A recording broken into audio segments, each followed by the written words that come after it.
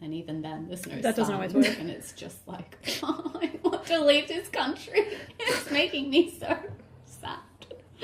Oh.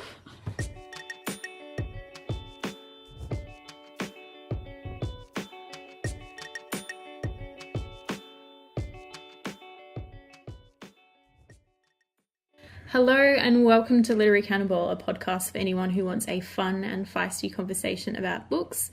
Literary Cannonball is inspired by the work of the Style account that reveals the ongoing gender imbalance in the conversations we have about books. We're striving to correct some of that imbalance by talking about books written by women from around the world. I'm Kirby Fenwick and I'm joined by... Hi, I'm Neve Marnie, student by day, writer editor by night, and reader by nature. Nice. And with a voice like butter. Oh my goodness, that was smooth. And I'm Fee Murphy, writer, reader, eater. Excellent human being. How are we all feeling today? Winter has set in. Yeah. Winter is here.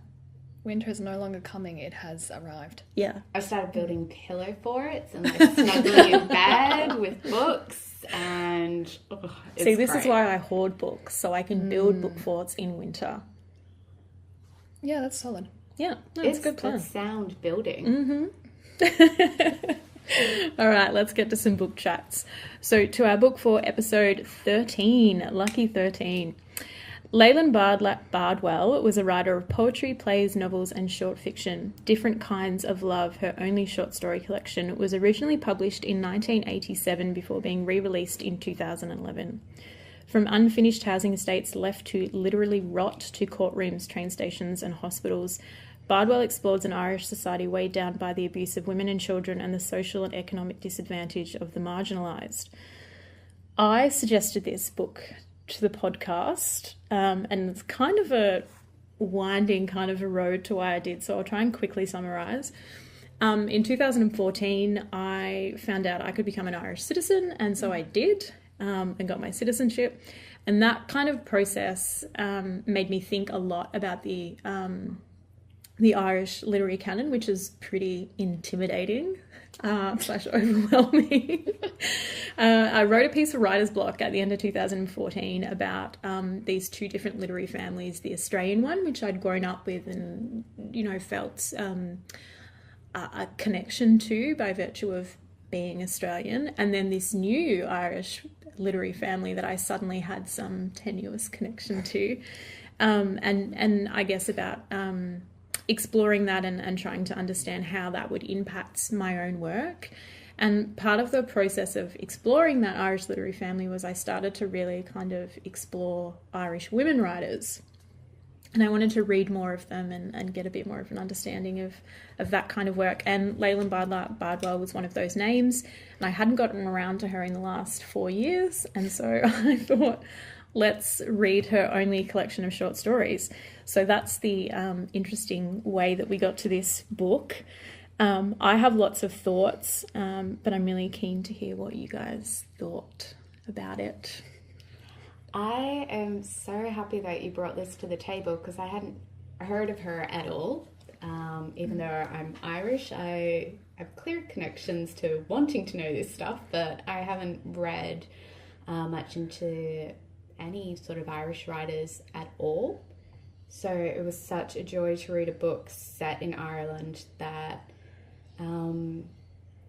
there are so many themes in this book that I started listing them down and then I stopped because I was like, God, this is a slim book that is so complex. Yeah.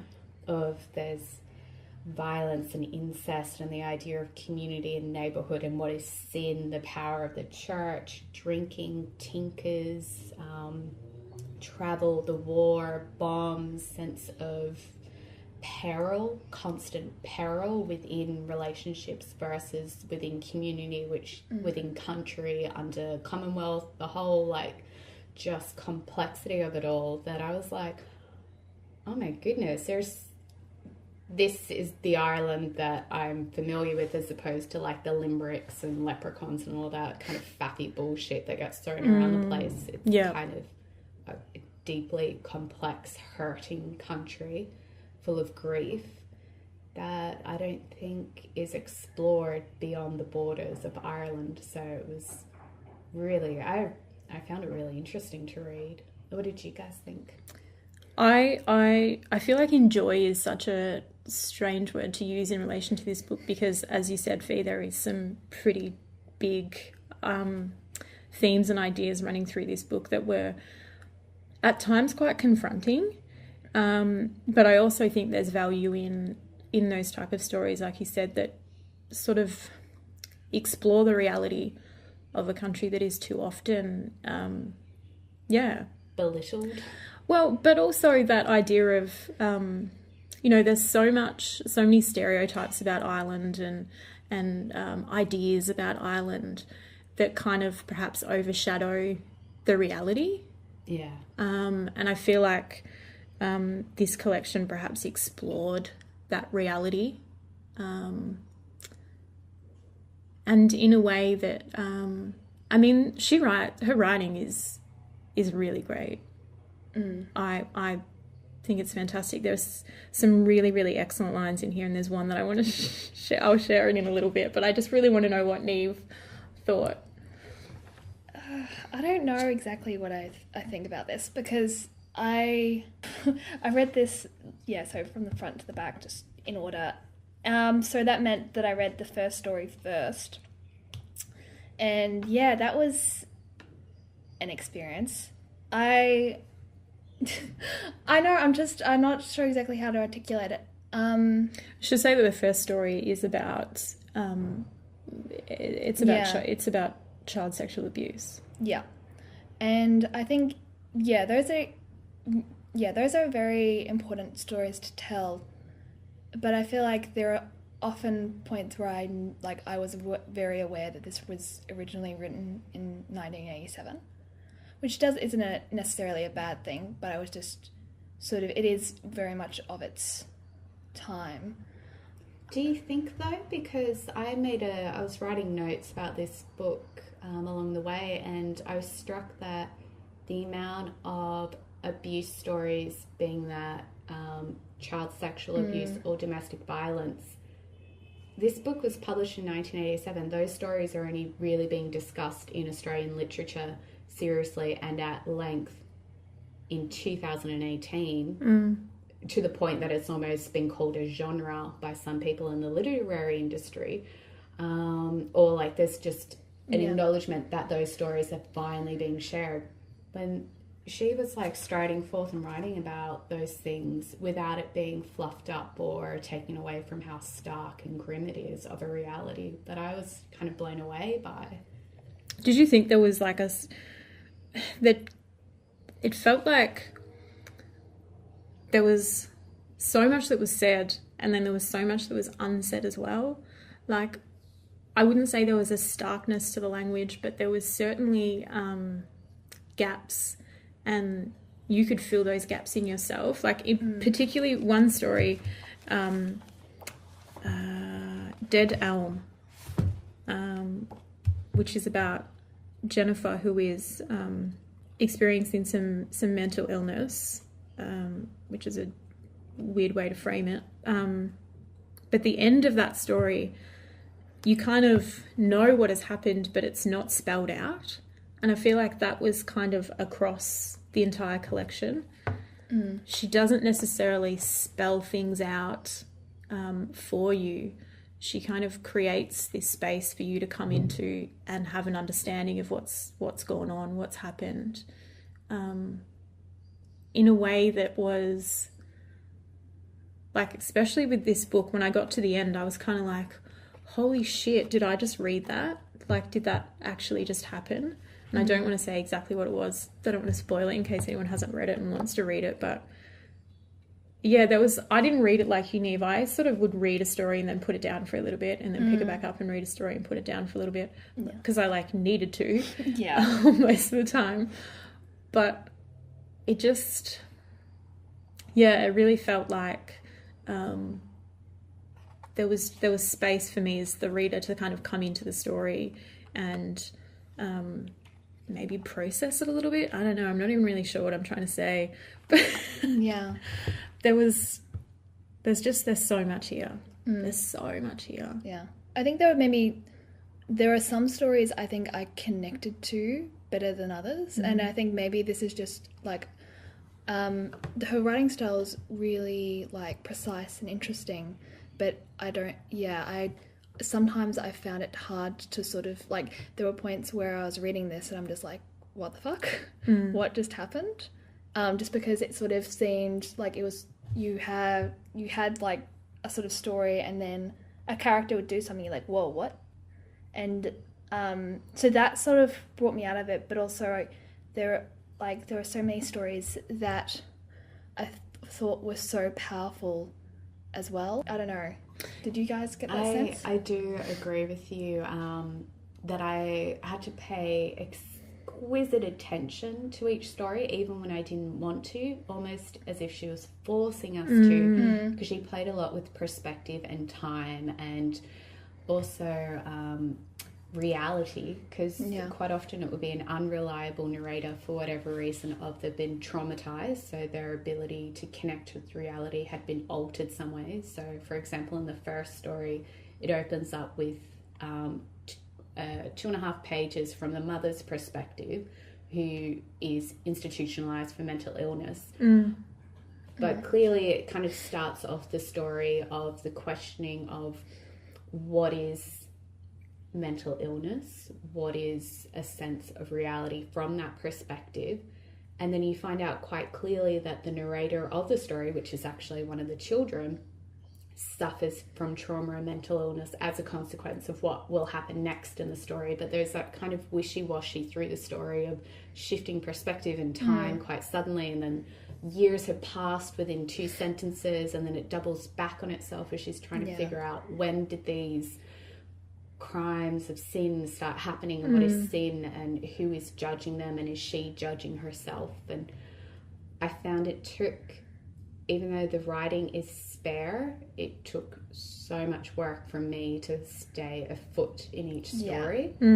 But I really liked that about it as well, because it wasn't delivered on a plate. You had to work almost. Oh, definitely. So much work, which is quite pleasurable as a reader. Yeah. Or at least I found it pleasurable. Yeah, no, as much as some of the ideas were confronting and some of the stories were a bit confronting, I don't know, there's just something to her work that I just really kind of latched onto. She doesn't mock anyone as well. Which there was a story of the launch, and it's from the perspective of a woman who has a drinking problem, and she gets progressively drunk through the story, but it doesn't ring false in the story. It's just never even explained clearly why she drinks so much, but it kind of gives hints to it, and then it suddenly twists in a completely different direction in the last 2.5, the last page, the last 2 paragraphs, to a completely different place, where I was like, oh my god, this book was written in the 80s, and it's just so on the page what has just happened, and in a country where that's illegal, it's just... I agree with the not mocking thing, because the story Outpatients, which is about domestic violence, I feel like she had a lot of empathy for the woman at the centre of that story, and there was never, she was never blaming her. She was never mocking her. She was never making her out to be. I can't place my idea. Yeah, she was never. She was. I really appreciated that about her as a writer, in that you never felt that judgment from her of her characters, and that was something that I really appreciated that reading it.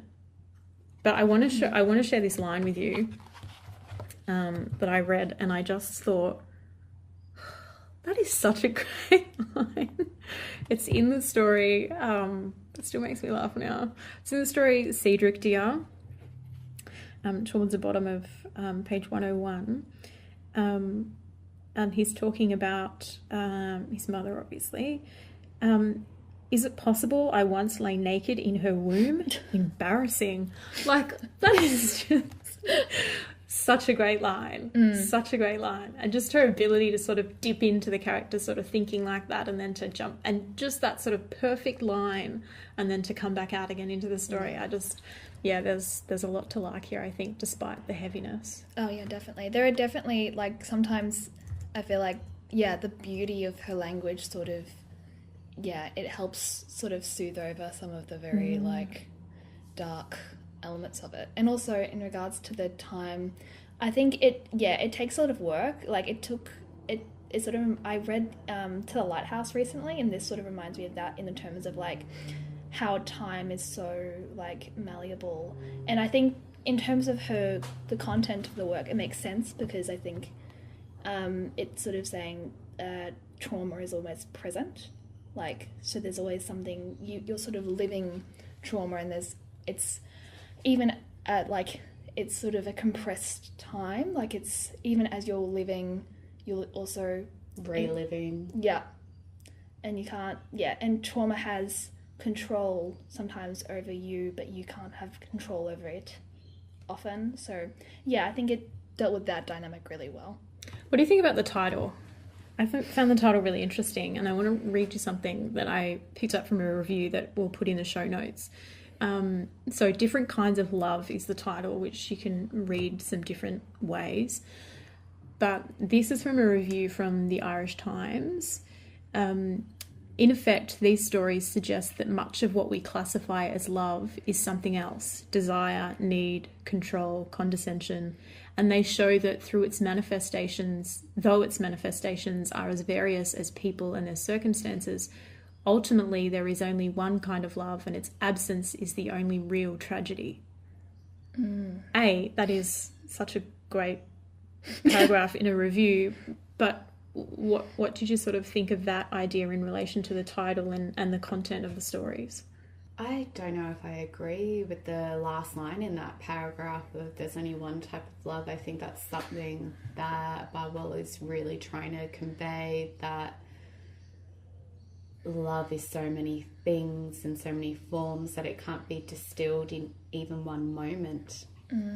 But I also think what this reviewer is suggesting is the idea of love, the way it's sort of manifested in some of these stories, is not really love. It is control. You know, like when you're talking about domestic violence, the idea of one partner loving another partner. But is it love or is it control? I think that's where it gets complex, in terms of they might be acting from what they perceive love to be. I think love is a word that isn't easily defined, captured in a definition. Yeah. And how someone acts, they might use love as a justification, but it's such a slippery word that we try to package up and sell and maybe conceptualize. That's what she's saying by calling this collection Different Kinds of Love.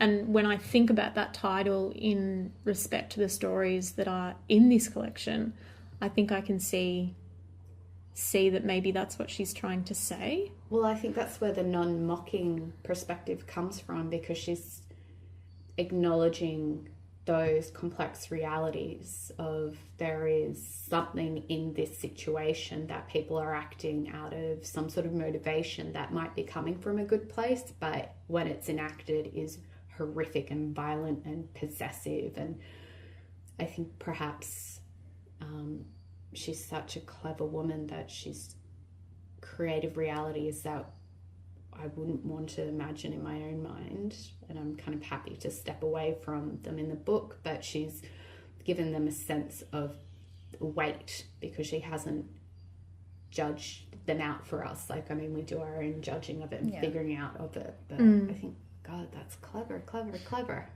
I know, it's really kind of upsetting that there's no more there's novels and there's poetry and there's plays, but there's no more short story collections from Leland Bardwell, and we won't get any more, unfortunately. There was some more lines that this was, there's so many sections where I was struck by her writing throughout. Especially her way to compare things. like da da da da. She does that in so many times. For example, in the launching that story, she stood like a statue, friendless. It's like, Jesus, that's There's like it's just perfect, and there's so many lines like that in the book. Or in Dead Elm, the silence spread between them like a tablecloth crisp from the laundry. Yeah. Stop it, Bardwell. You're great. But also, like, it's kind of like, am I ever going to be able to actually put words together in a sentence like that? Probably not. So it's kind of, that's a useless. You're reading this as a writer going, am I ever going to be able to do this? There was once. This isn't a like thing. I wrote several more of those down, but in the first story, this paragraph really kind of endeared me to the relationship of the sisters and got me on board with that very difficult story to read, was the description.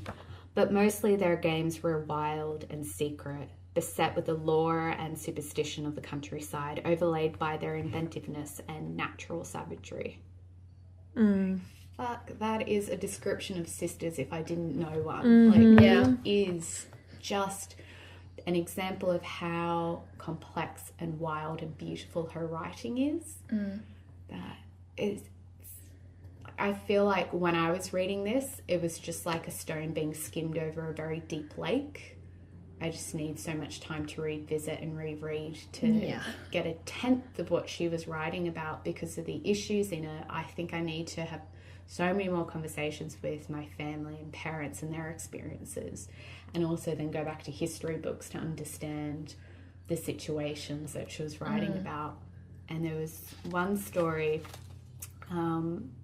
where she is called The Hairdresser, and then she writes... That was one of my favourites, I think. Yeah, me too. And it was only partway through the story that I realised it was a complete invention, that she was projecting forward in time to talking about the 90s, to years that hadn't even happened. So it was just her fears of what would happen to Ireland in the future if it continued. And look, down. I mean, some of it kind of played out, really, if you think about the economic situation that has transpired. Well, was she far off the mark? Probably not. It's played out in a crueler fashion than she would have ever have thought of, which is devastating to think that she lived through it, of going from the starving 80s of abject poverty, which Ireland was always in abject poverty, to suddenly an influx of obscene wealth from the EU, to when I visited Ireland for the first time, people had several cars apiece. They just had so much money. Your pockets would be full by the time you left the country.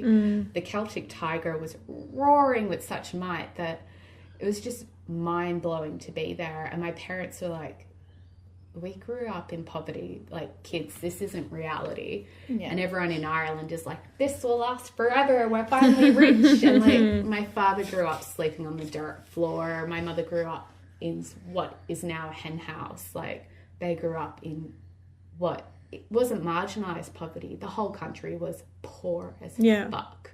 To then suddenly being rich, to then suddenly being poor again, and poor as fuck. It's just... it's mind-blowing. And she would have gone through all that. She only passed away, I think, in 2016. So she would have seen all of that play out. I really hope I'm going to try and find if she did writing about it, because... She wrote there's a biography, which I'm really interested to track down. And I'll put a link to it in the show notes if I can find a copy of it online anywhere. So, I mean, perhaps there's some interesting words in there. Yeah, I'd really love to read any, like, non-fiction or memoir. Because I feel like...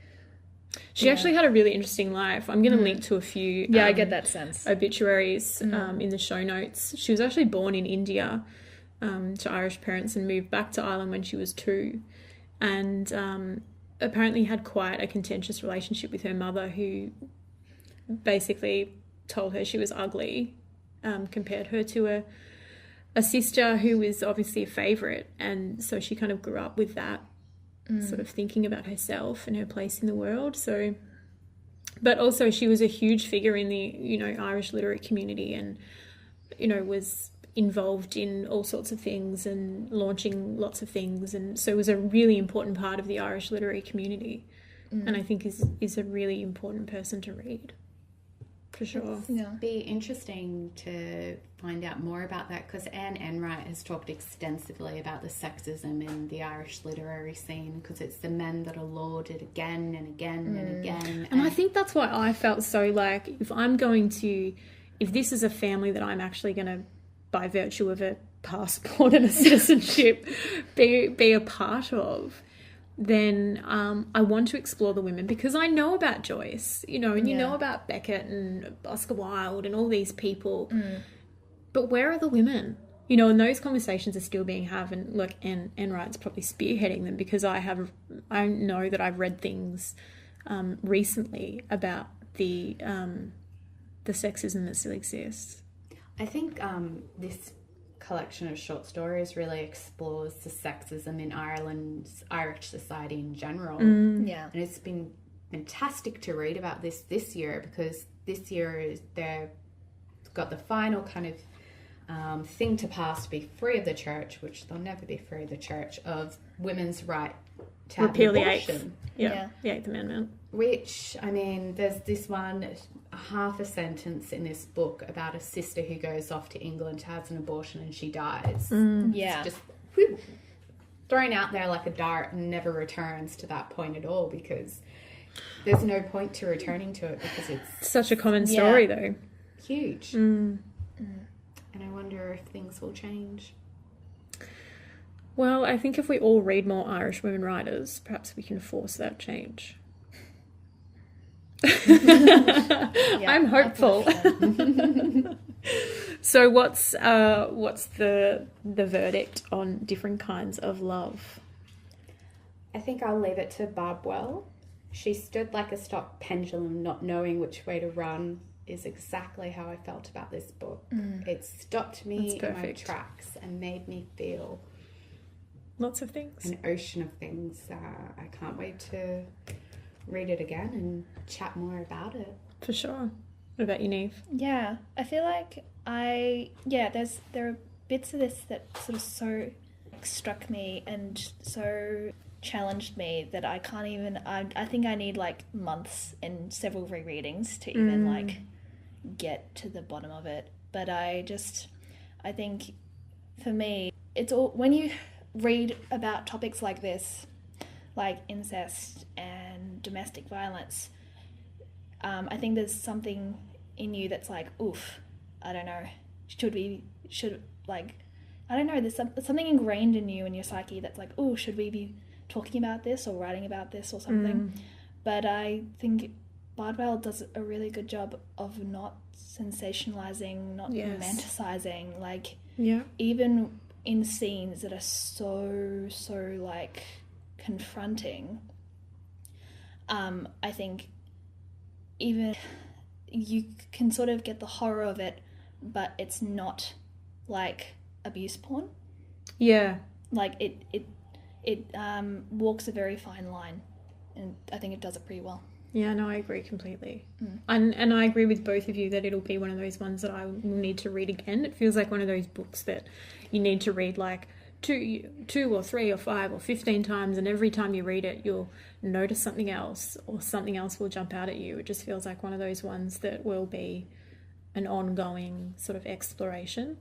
And I agree completely with you, Neve, about that there was that it's, she wasn't sensationalizing, can't even speak, these really horrific things.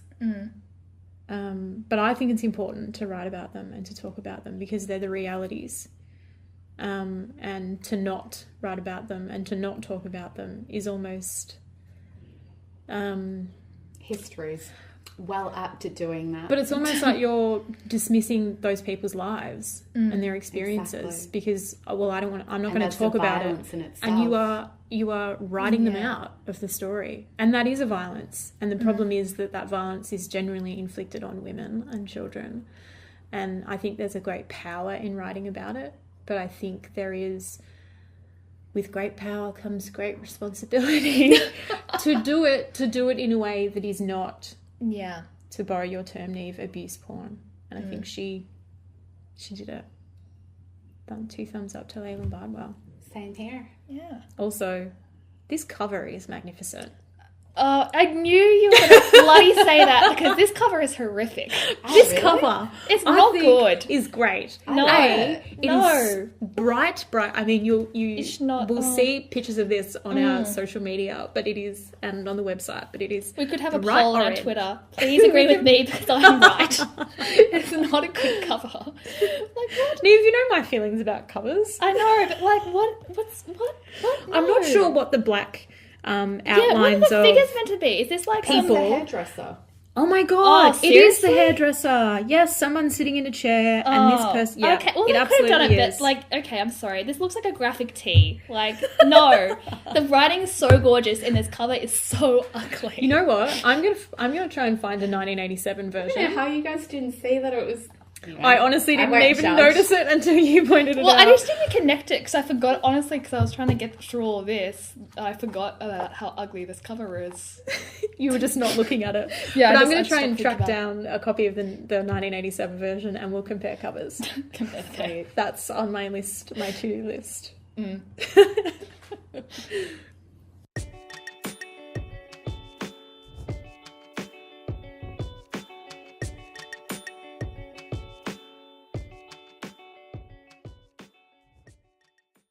Okay, so to our recommendations, what have we been reading and watching and listening to that we want to give the 2 thumbs up to? Should I go first? Sure. Cool. So a couple of things this month, no books, but a TV show and a podcast.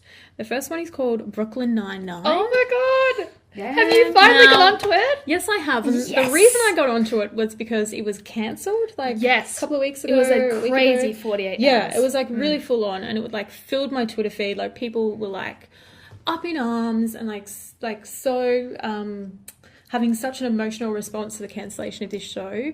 And I was like, what's going on over there? So I thought perhaps I would check it out, and then obviously it's been picked up, I think, by Fox. No, it was on Fox. Now it's on NBC. Okay, cool.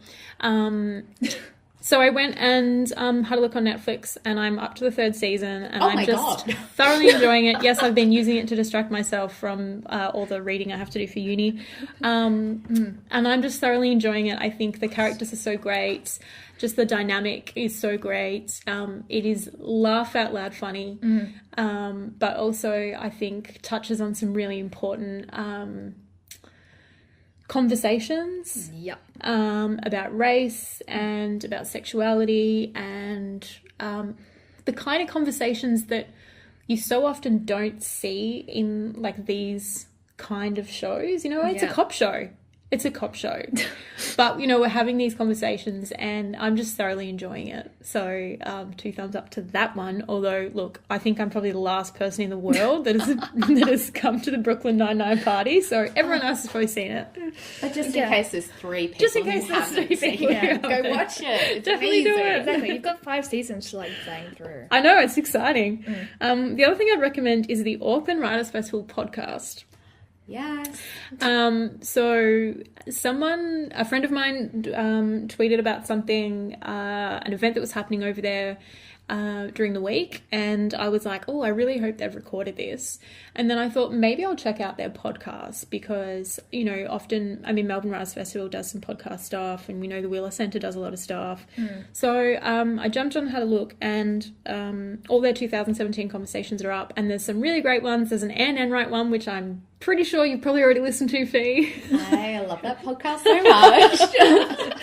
But Chris Kraus is on there as well. Like there's a lot of like really interesting conversations on there, and there's been some really interesting writers appearing at their 2018 festival. So there's probably going to be some pretty sick content coming up on that podcast. So definitely recommend that for some really great, interesting conversations with some really interesting people.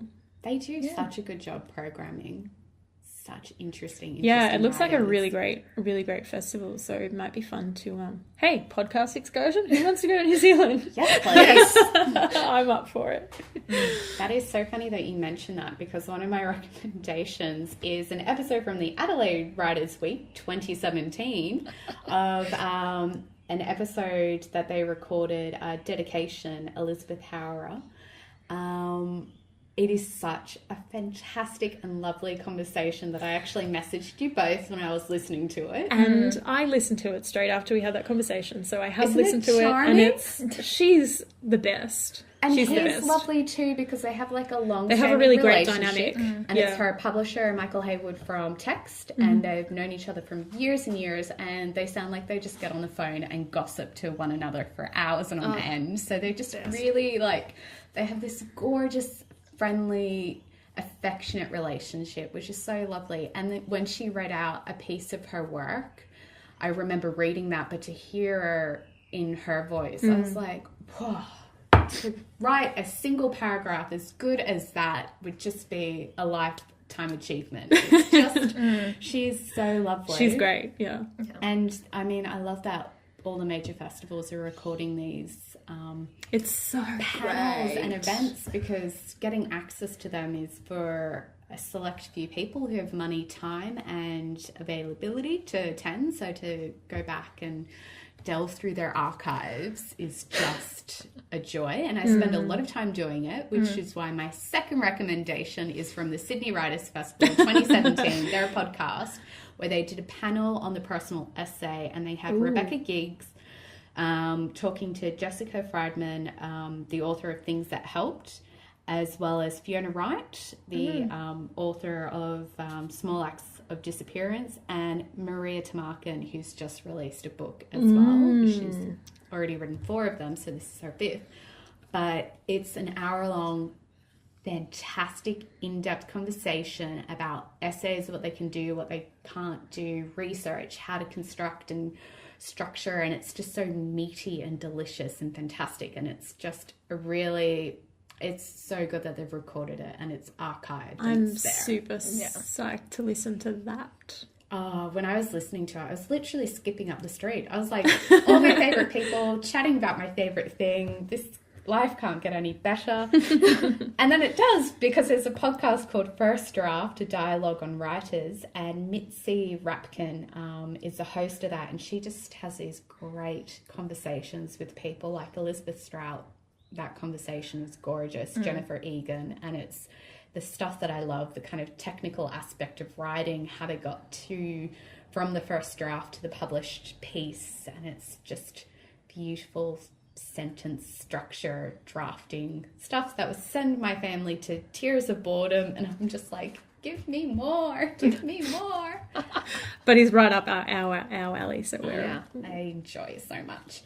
And my final recommendation is a book called Essays in Love, and it's by Alain de Botton, and that was my attempt of his name with a French accent. I apologize. It was very well done. It was very well done, I thought. I've heard his name so many times because I listened to interviews with him, because I am such a fan of him, because he's a philosopher who's written several books, and he always stands to one side of philosophy and presents all the philosophers with such wit and charm, and an acknowledgement that an education in philosophy is often for privileged upper middle class to, like, you know, well privileged people in society. So he does it in such a way that is really welcoming to the subject. And this particular book is his first book, and apparently it's massive in Korea. Like, he's such a rock star there.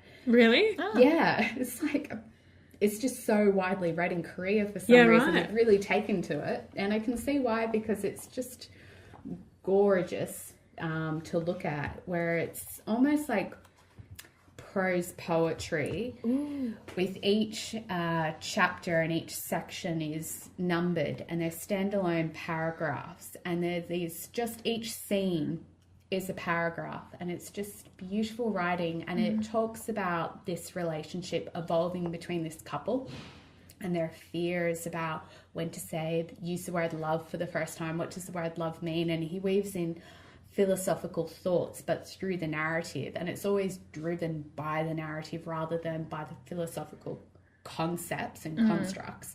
So it's just this lovely way of learning about thinking and thought and feelings, but through this like really loved up couple. So I totes recommend. Nice. Yeah. Read all his stuff. He's wonderful. Non-fiction and fiction. No, it's good, and especially in terms of like leading with narrative, because I think that's one of the main pitfalls of like people who have like a main interest and who are writing about it. Sometimes they're a bit in fiction, can be a little bit like, learn about this, and you're like, Issue-based fiction. Ugh. Worst. When it's issue-based fiction, I mean, it's fabulous when it's done well. Yeah. All right, so I'm next. My first recommendation is the album slash I don't even know how to describe it. It's Janelle Monáe calls it an emotion picture, but it's kind of like a short film mixed with a sort of Lemonade, Beyonce-esque like visual album sort of idea. Oh my god. Neve is clapping. I don't even have words, quite frankly.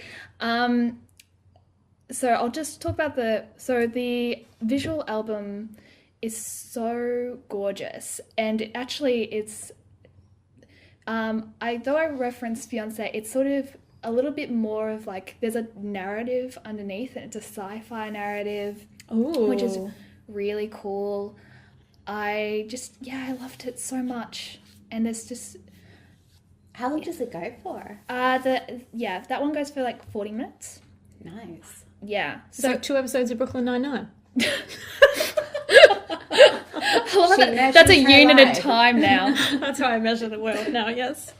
Yeah. And it's also like, because I feel like, and that's a conversation is more frequent now in terms of like Black people not being able, in the past, not being like seen in like sort of sci-fi and fantasy narratives. And I feel like this is a direct stand in sort of creating a space and creating those types of narratives, by an African American woman who has recently come out as pansexual, and it's also like a queer love narrative, and it's gorgeous, and her music is just so lovely. Like, it's just, there's an obvious element of protest to her, like the film and her music, like what's going on in America right now, but also an element of hope as well, which I thought is really lovely.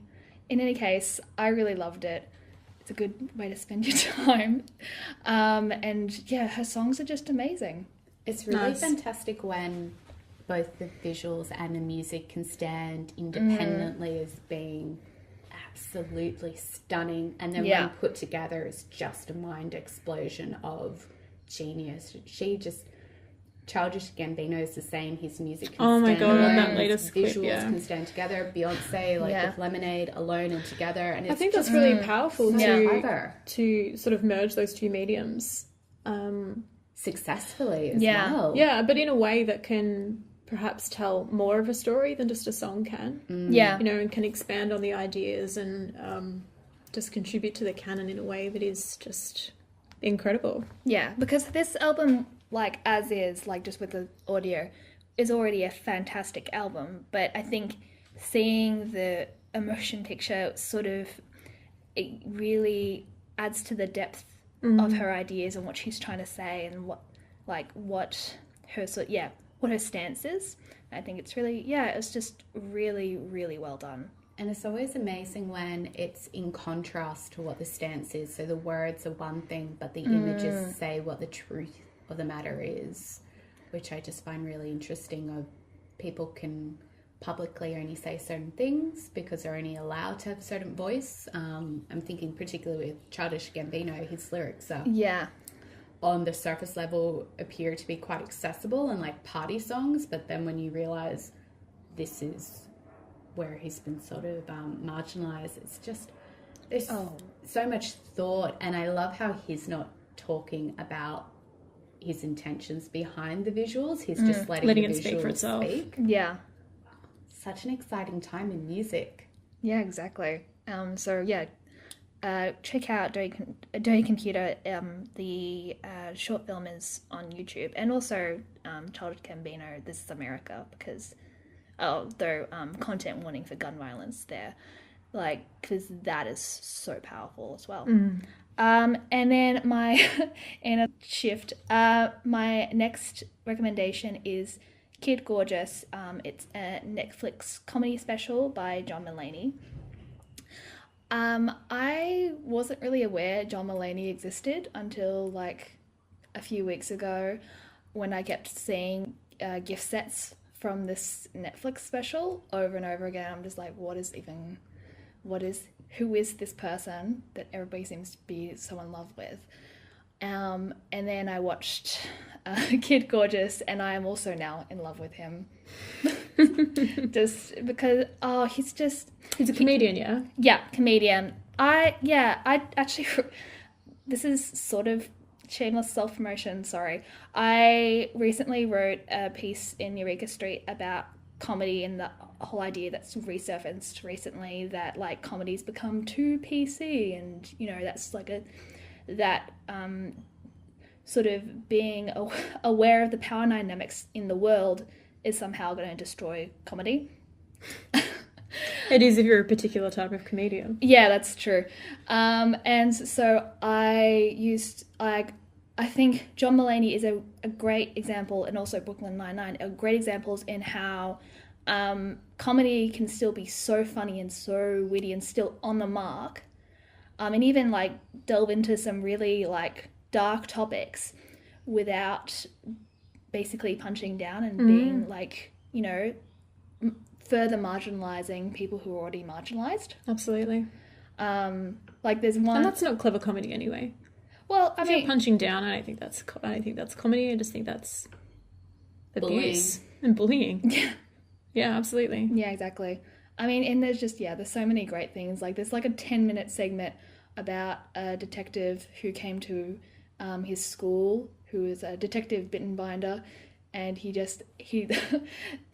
talks basically about like how this detective came in year after year and made him so nervous about like the idea of being kidnapped or something because of like stranger danger, and he would just be like street smarts.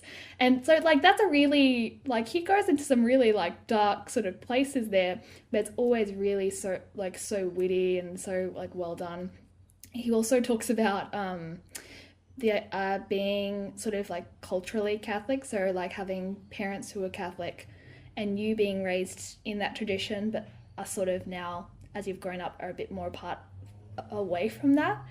And there was this one joke where he's sort of like, you know, you can sort of talk about it and make jokes about it, but when someone else says, oh wow, I can't believe anyone could ever believe in God because that's just stupid, you just turn to them, you're like, my mummy believes in God, so fuck you. That's kind of like that thing where like, you know, you can fuck, it's so true. It's kind of like the thing where like you can hang shit on your siblings as much as you want, but if anybody else says anything about them, it's on like Donkey Kong, and like that's not okay. Yeah, that's I was paraphrasing, but essentially it was like, my mommy believes in God, so fuck you. And I was like, I was on the train, I was just fucking crying of laughter, because the thing is, I've never heard it expressed in that particular way, because when you're in that space, people are sort of like, well, you're religious or you're right, and you're not, you can't be sort of in that weird nether space. Well, I think a lot of people are in that weird nether space. Yeah. Yeah, so I just really enjoyed it. Yeah, and that's also about, I think that's about an hour. Yeah. Sweet. On Netflix. What an excellent roundup of recommendations, as per usual, I should say. Keep the standards high, I say. Well, you're doing your bit, Fisa, and so's Neve, so I'll continue to try and do my bit. No, okay. I love how we're all keenly procrastinating from life by like diving into fantastic art and conversations. Yeah, I should be writing essays for uni, watching Brooklyn Nine-Nine instead. Maybe I'll just write an essay about Brooklyn Nine-Nine. Yes. These are good choices. How amazing Gina is. I'm obsessed with her. I'm so obsessed with her. Oh, she's just Have you explored brilliant. all the gifts around Gina? I have not, but that's my next, obviously that's my next step. Yeah. Well, after you watch, because you don't want to spoil. I don't want to spoil any plot points. Yes, good idea. Good idea. All right. Cool. Thanks for listening to Literary Cannonball. We hope you'll tune in again next month when we'll be talking about The Fifth Season by N.K. Jemisin, which was the winner of the 2016 Hugo Award and is a sci-fi fantasy type novel. I'm not sure if I'm explaining that correctly, but I'm really excited to read it because reading more genre fiction was one of my 2018 goals, and it's now nearly June and I've pretty much failed to do that. So cheers to the podcast for forcing me to meet my my reading goals for 2018. Yeah. And see, this one is actually a fairly good cover. I don't mind it. Yeah, is your cover different to this one? We'll put a picture online. I haven't bought/borrowed it yet, so I'll need to get onto that. But and it's a trilogy, so it's the first in a trilogy, so it's going to be really interesting to see whether it kind of stands alone or whether we all then need to read the second and third books. Hurrah!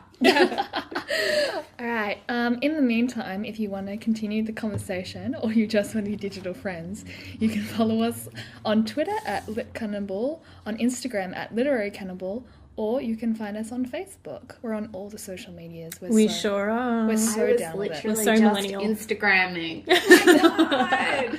It's whilst we record. It's meta multitasking. And if you have something to tell us that's a little more than 280 characters, send us an email. I feel like I say this every time. Send us an email. And the ones that we get are fantastic. Yes. Shout out to the email senders who have already sent us emails. Obviously, we love to get emails at literarycannibal@gmail.com. And whilst you're on the internet, because you don't want to just have one tab open, because that is obscenely weird. Who just has one tab open? No one. 60 or less is 60 or more, I should You're not say. even working hard if you don't have... Exactly. Multiple windows, hundreds of tabs. Yeah. Click. If the bottom of your laptop doesn't feel like an active volcano, then you're not working hard enough. Get that fan working. Turn it. And whilst one of the tabs, if not 50 or tabs, should be open to literarycannibal.com.